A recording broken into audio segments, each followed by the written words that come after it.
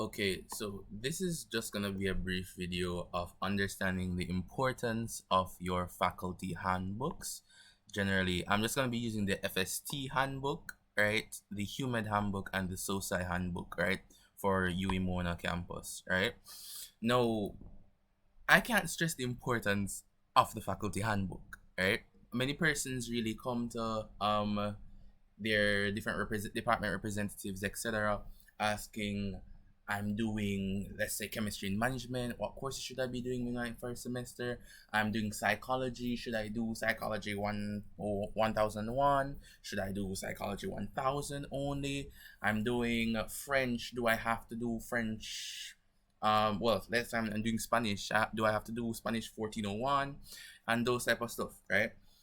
You can do that, and I do recommend speaking to your department reps as well as speaking to your academic advisors, right, and different persons within the faculty that are presented to you there for your undergraduate experience, right, and stuff like that.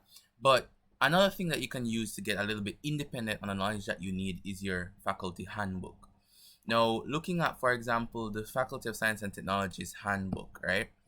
It would allow outline all the degree requirements that you need for your bachelor's degree, and these videos are focused on undergraduate persons, right? So you have your biochemistry, Department of Chemistry, computing, geography and geology, life sciences, mathematics, physics, and other program and foundation courses that you would have to look at, as well as prizes, awards, and bursaries.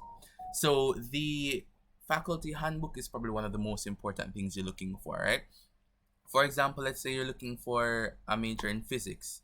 You'd look at the Department of Physics. It outlines all the BSCs you need. And I'm not sure if I'm going to make a specific video on that, but BSCs are generally programs where you can't minor or double major, or some of them restrict you from doing general core, like general electives, right? But those are BSCs. It shows you the majors that you can pursue as well as the minors that you can pursue within the specific departments, right?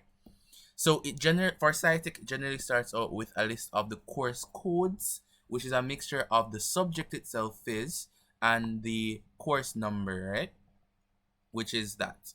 So it gives you all of that, the titles for the courses, the credits that they're going to be giving you, the semesters offered in, and the general prerequisites and or co-requisites if there are any, right? So it generally gives you all of these courses, right? It may look a bit intimidating at first, right? But when you're looking at your specific programs now, it will outline generally what you need to have completed within these different things. Note, this handbook is from last year, right? 2020 to 2023's 2022 to 2023's handbook. Well, right. So 2023 to 2024 is not out yet for most of the faculties, right? So when your handbook, sorry, is out, you should be able to look at it, right? So different departments within FST provide them in different ways. So it gives you your general course outlines, what you need to be looking at within the different semesters. So if you're gonna ask, hey, I'm doing general physics, what courses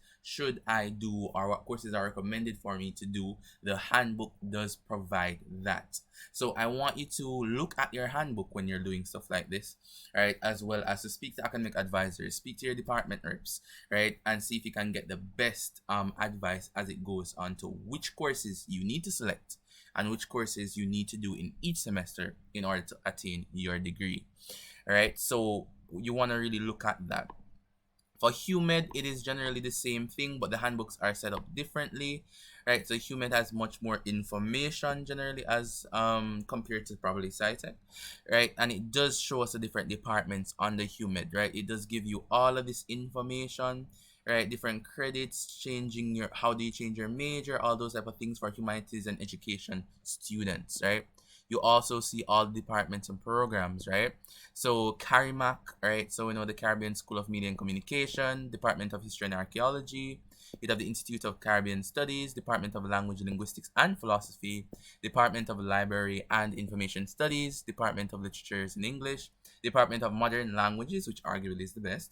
And then you'd have other affiliate departments, such, well, other educational based programs such as School of Education, and different affiliate programs such as combination programs with the visual and performing arts with EDNA, right? The theology college of the University of the West Indies, right? And these different areas. So it does show you the information. As per the example I gave before, like let's say that somebody's doing a BA in Spanish, it outlines what you need to complete in each level, right? How many credits you need to have, or the minimum amount of credits you need to have, right? It gives you the foundations. It is important that you do look at your faculty handbook. So it's just important to scroll through, understand it. Any questions, ask, right? Ask an academic advisor, right? So that should be important, as well as site. SOSI, right? As I said, handbooks are set up a bit differently. These handbooks generally have way more information than the SciTech handbook, right? But looking at this, right, it does give you all the different courses of studies that you can look at under the different faculties. So here it gives everything, right? Department of Economics, Government, Business and Management, Sociology, Psychology and Social Work, Disability Studies, right? And these different areas. So you should be able to look at the specific things. It outlines everything. For example, here under the Department of Government, you can find political science. You can find any major and specifically any minor you would like. All right. So let's say you're a SciTech student. I'm a SciTech student, right? And I want to do a minor somewhere else, right? I wouldn't generally ask somebody from SciTech generally how to attain your minor or different courses you're going to need for your minor, right? The best thing to do is probably to look at that handbook, look for the minor that you want to do, especially if it's across faculties, right? And then consult with somebody from that faculty as it relates to doing your minor, as well as your home faculty, right?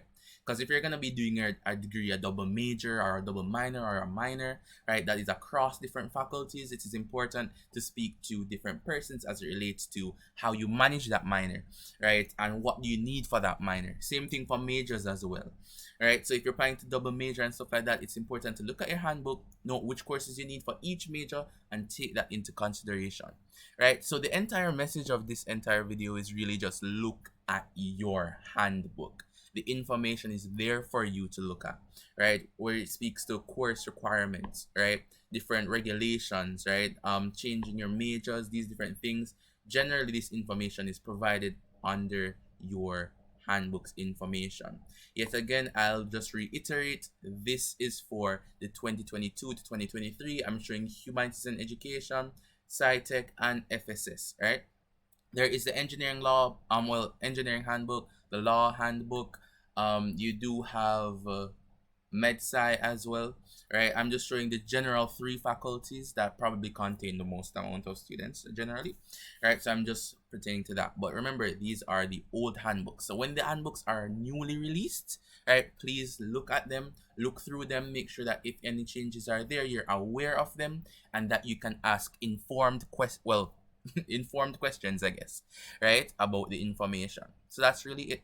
So if there are any questions or concerns or any questions that you have for like a Q&A or something like that I could discuss further with you, please just drop the information in the comment section and I'll see how best I can release a video to handle that.